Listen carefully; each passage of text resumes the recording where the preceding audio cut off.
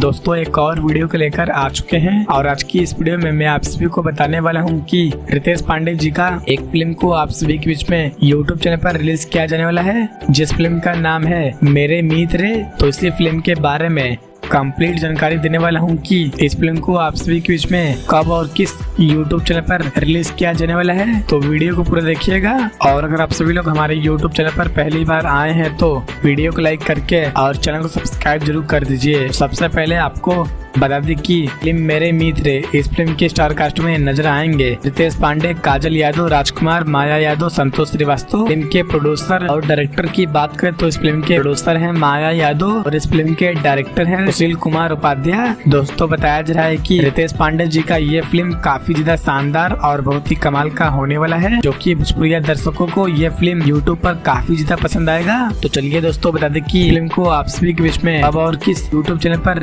Release किया जाने वाला है। तो रितेश पांडे जी का ये फिल्म मेरे मित्र, इस फिल्म को आप सभी के बीच में यूट्यूब चैनल पर रिलीज किया जाएगा 20 अक्टूबर को। जी हाँ दोस्तों, 20 अक्टूबर को सुबह के 9 बजे एंटरटेन रंगीला के यूट्यूब चैनल पर। तो दोस्तों आप सभी लोग इस फिल्म को एक बार जरूर देखिएगा और दोस्तों वीडियो पसंद आई हो तो वीडियो को लाइक करके और चैनल को सब्सक्राइब जरूर करें।